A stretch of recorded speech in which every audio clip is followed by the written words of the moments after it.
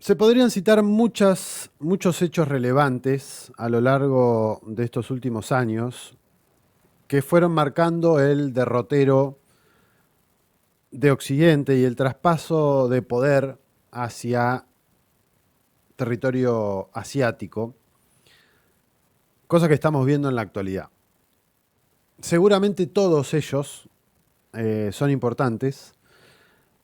pero para no irnos muy lejos en el tiempo, quizás el punto de inflexión que podría determinarse sería el discurso que realizó el presidente ruso Vladimir Putin en la Conferencia de Seguridad de Múnich allá por 2007. Fue una primera advertencia hacia ese occidente colectivo. Recordemos que estamos en medio de la guerra de Irak y que pocos años después comenzarían las guerras contra Libia, esa Libia de Muammar Gaddafi allá por 2011, y casi en simultáneo la guerra en Siria contra Bashar al-Assad, marcando otro punto de inflexión. Y en esta última, sobre todo, Putin golpeando la mesa y diciendo, bueno, hasta acá. Obviamente, en ese momento se metió en el conflicto, ayudando al gobierno sirio, contradiciendo lo que Estados Unidos estaba planteando hacer. No hay que olvidar que pocos años después sucedería ese tristemente célebre Euromaidán, allá por 2013, y todo lo que significó la desestabilización del gobierno ucraniano, un gobierno que era más prorruso, si queremos ponerle de alguna manera, y todo el derrotero que vino a posteriori. En paralelo, en esos años comenzaban las cumbres de los BRICS, eh, se consolidaba de alguna manera la Organización de Cooperación de Shanghái, sobre todo adquiriendo un poco de más volumen político con el ingreso de India y de Pakistán en 2017 y en 2022 el ingreso de Irán a ese bloque. Ese mismo año, 2022, fue el que dio origen a la operación militar especial de desmilitarización y desnazificación de Ucrania lanzada por Putin tras años de advertencia eh, y de ese permanente amague de Zelensky de ingresar a la OTAN, cosa que para la seguridad rusa era algo que no podía permitirse. No menos importante han sido distintos hechos que se dieron en territorio africano, sobre todo en los estados del Sahel, con procesos políticos muy interesantes en Mali, Burkina Faso y Níger, que contagiaron a otros pueblos que también compartían o también vivían transformaciones, pero con otras características. Todos compartían algo en mayor o menor medida, y era ese deseo de dejar de ser semicolonias o colonias europeas,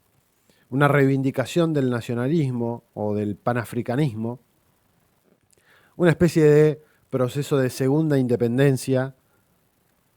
con sus diferencias y limitaciones en cada uno de los países, pero que todavía sigue su curso.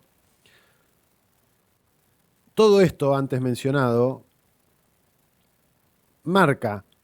o es un devenir junto con el derrotero de ese occidente colectivo en Ucrania, y este podría considerarse como el catalizador sin precedentes, un hecho que fue potenciado por la segunda llegada de Donald Trump al poder en los Estados Unidos, con esa promesa de no continuar con las guerras eternas y de priorizar el fortalecimiento de los Estados Unidos. El famoso Make America Great Again no era otra cosa que una lectura acertada de una sociedad harta, del hartazgo de esa sociedad que la estaba pasando cada vez más complicada. Desde entonces hemos sido testigos de la pérdida relativa de poder norteamericano en la carrera tecnológica con China, en la carrera militar con Rusia, un país que tiene un endeudamiento que es demencial, desproporcionado, superó hace poquitas semanas los 39 trillones de dólares estamos hablando de millones de dólares, que utilizó al dólar y al sistema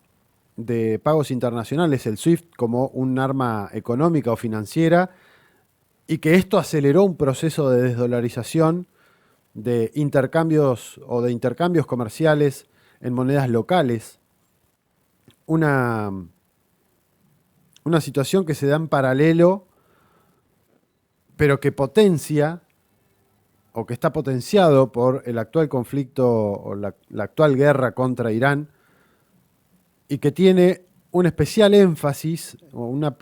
especial atención en los bonos norteamericanos, sobre todo los que son a 10 años,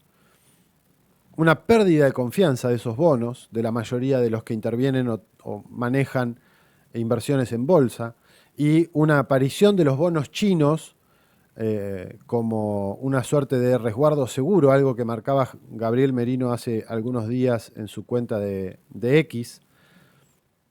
Una potencia que destruyó a la diplomacia, Estados Unidos, y al derecho internacional, violando todo lo posiblemente violable, y donde solo prima el uso de la fuerza, al parecer, y el hostigamiento. Un Trump, además, que es totalmente contradictorio en sus declaraciones, que parece que improvisa todo el tiempo, que no puede cumplir su promesa de reindustrializar Estados Unidos o de volver a ser grande Estados Unidos, que impuso aranceles a todo el mundo y que sigue dependiendo en mayor o menor medida de China para, sobre todo, el procesamiento de tierras raras y de minerales estratégicos que hacen sobre todo a la carrera por la IA y a la industria militar. En ese contexto se llega a la actual guerra contra Irán, sobre todo luego de las fuertes presiones aplicadas por el sionismo contra la administración norteamericana y el epicentro de todo eso que fue el caso Epstein y lo que empezó a develar, todas esas atrocidades que empezó a develar ese caso. Porque si algo debe quedarnos claro es que la excusa para atacar Irán eran las armas nucleares o la posibilidad de que Irán llegara a tener armas nucleares, pero eso era la excusa. Como ya hemos dicho en reiteradas oportunidades, la República Islámica de Irán es una civilización que tiene más de 5.000 años de historia. Es un país que en el devenir histórico, sobre todo en el último tiempo, se ha convertido en una pieza clave de ese proyecto de multipolaridad, eso de lo que hablamos en reiteradas oportunidades, ese triángulo Primakov que junto con Rusia y China configuran, desplazando a India como ese tercer actor, un jugador clave en al menos dos iniciativas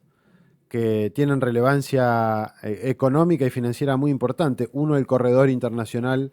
de Comercio Norte-Sur, que comparte con Rusia, Azerbaiyán y la India, y la otra, la nueva ruta de la seda, la Belt and Road Initiative de los chinos, donde sobre todo Irán es una pieza clave o un actor clave de tránsito entre Asia y Europa. Todo esto sin mencionar que, como ha quedado claro y demostrado, junto con sus aliados regionales, controlan no solamente el estrecho de Hormuz, sino el de Bab al-Manda, que conecta con el canal de Suez. Como decíamos la semana pasada, Irán está logrando en muy pocas semanas lo que al llamado sur global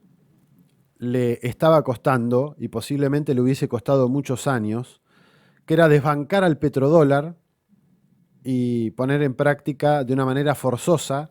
en el campo de batalla, como decía Pepe Escobar, al petroyuan y al nuevo sistema de pagos internacionales, en este caso al chino, el CIPS, que reemplaza o que es una vía alternativa al SWIFT. Esto sin mencionar que está forzando a que los actores regionales y globales tengan necesariamente que reconfigurar y o recalibrar sus relaciones geopolíticas en todo el mundo. no estamos viviendo una época de cambios, parafraseando a Correa, estamos sino en un cambio de época y de manera muy acelerada. Y esto a título personal, creemos que no hay dimensión real del impacto que va a tener esta reconfiguración en la vida política de nuestros países. En la vida política, en la económica, en la comercial. Y en esta batalla, por más que la narrativa mediática intente construir lo contrario, la República Islámica de Irán está siendo el representante o la representante de todo ese sur global.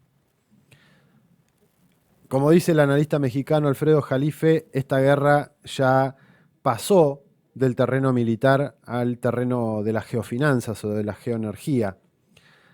Y aún no hay una dimensión real del impacto significativo que podría tener para las décadas venideras. Estamos asistiendo en tiempo real a un movimiento de proporciones tectónicas y lo que aquí suceda o lo que suceda en este enfrentamiento, en esta batalla, marcará el destino no solamente de la región, sino de toda la humanidad en las próximas décadas o incluso más. Y como decimos siempre, conocer, asumir y estudiar lo que sucede nos permitirá movernos de una mejor manera en un terreno